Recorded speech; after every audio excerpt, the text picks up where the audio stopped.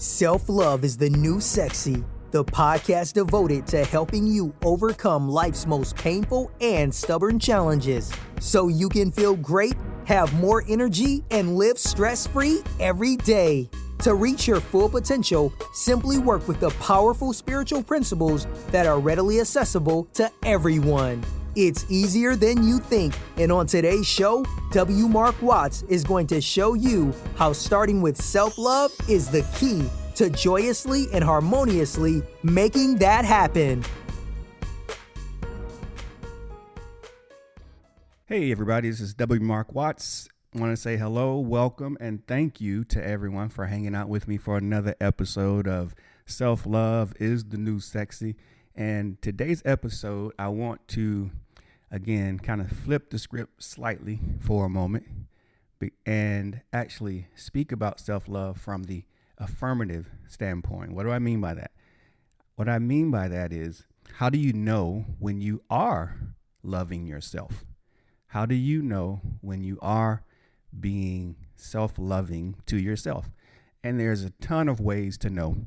Today, I'm going to be brief because there's an energy behind my example that I don't want to spend too much time with, because when you spend a lot of time with energy that doesn't fit or suit you, it can start to infiltrate and start to take away from, that negativity or that energy can start to affect what you're doing.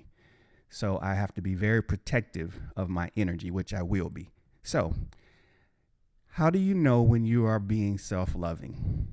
So there's many ways, but one way is when something comes up that could shake you, but it doesn't shake you, and you have peace about it. When something erupts in your environment, in the world, in your life, in your family's life, that's rather disruptive or disturbing, and it doesn't shake you off your spot, and it doesn't take your joy, and you have peace about the way you feel about it. So let me give you the example that came to mind when I was thinking about this episode. So for those of you who are in the States, you may be aware of it. For those of you who aren't in the States, I'm just going to give you a brief description of it. Again, I don't want to go into too much detail. You can hop online and find all the detail about it that you want. So there was a young man in Dallas, Texas, who was sitting in his apartment eating ice cream, and someone, or off-duty police officer who had just finished her shift, came into his apartment accidentally, supposedly.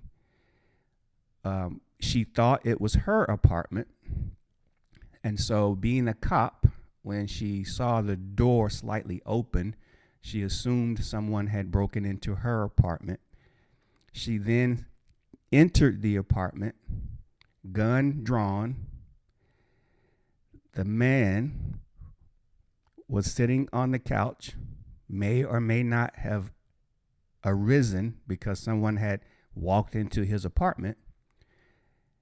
The next few seconds, the cop she fires and kills the young man. Now, this is extremely disturbing on many levels. This was a young black man. The cop was a young white woman. And the details of the whole transaction are sketchy. And it, depending on how you want to look at it, it could go various ways. Now, this was at the time that I'm recording this, a little over a year ago, right at a year ago that this happened. And so the trial just ended. The cop was found guilty.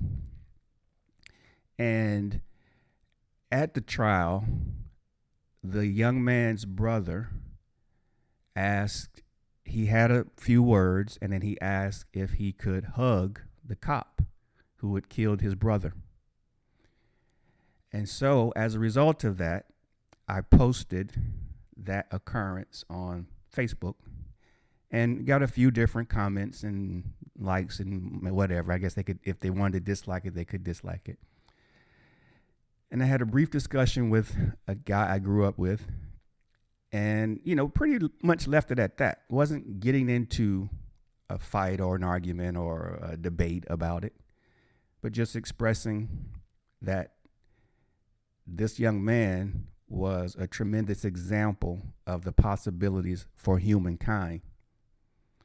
And so a lady politely messaged or added a comment saying she disagreed. I disagree was her comment. My response to her was, that's cool. And that still would be my comment today. And again, this goes back to what I opened up with is when you are loving yourself, yes, am I deeply disturbed by the events of that particular situation in Dallas? Absolutely. Was I angered? Absolutely.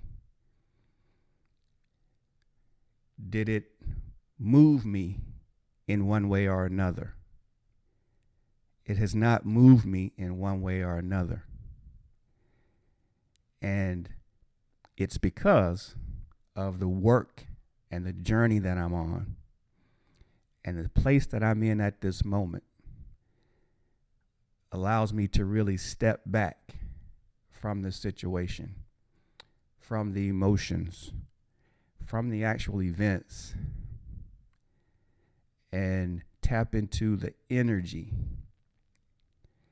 of what happened.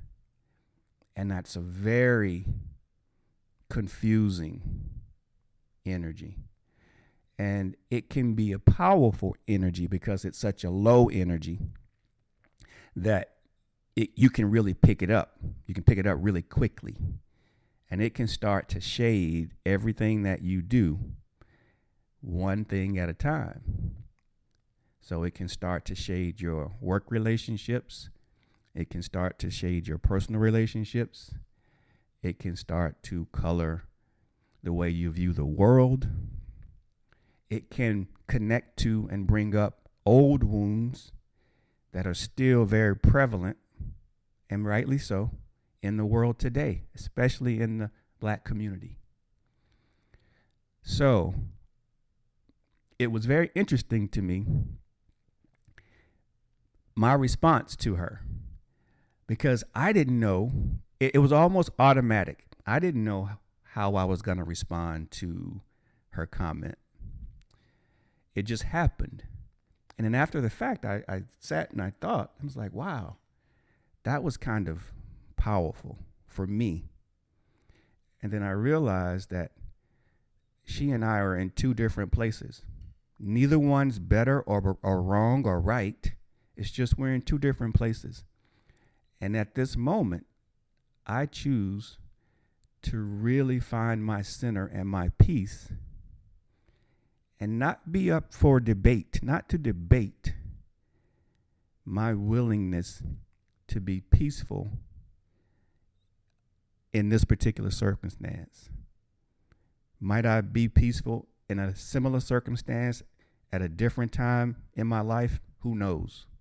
But in this particular moment, I was able to find peace, and I was not willing to let anyone move me off that peace. And I was unwilling to have a debate about how I feel. So the reason why I wanted to speak on this briefly today is this. That's one great way to know that you are being self-loving of yourself, is that when you have peace about situations in your life, situations that happen in your neighborhood, situations that happen in your city, in your state, in your country, around the world, when you can literally find a place of peace and be willing to share that peace, that is one form of self-love. Because one aspect of self-love is simply just to find peace have peace, be peace, share peace, and allow everyone else to have their own peace or lack thereof. And it doesn't have to be a debate. You loving yourself should never be up for debate. It should never be. It can be questioned, but you don't have to answer. Self-love will be challenged. But when you have peace about it, there's nothing else to say. It's very easy to allow everyone to have their say. And it's even better and even greater when you allow yourself to have your say and to be done with it and to go on with your day. So what is it that you have really good peace about? Give yourself credit for loving yourself. And then also give yourself credit for doing more of that each and every day. All right, I'm going to get out of here on that because, again, like I said, that lower energy sometimes can really, tug at you. I'm just like everyone else. I have emotions. I have work to do every single day. But I understand the dangers, some of the danger zones. And when I understand them, I've figured out how to navigate around them and how to deal with them. So take of that what you will, implement what you will, but always, always at the end of the day, or in the beginning of the day, find peace within yourself. All right, everyone be good. I look forward to speaking with you again real soon. Bye now. You've been listening to Self-Love is the New Sexy with W. Mark Watts. If you enjoyed today's show, be sure to tell a friend. Also, make sure you never miss an episode by subscribing to our show on Apple Podcasts, Stitcher Radio, or wherever you listen to podcasts.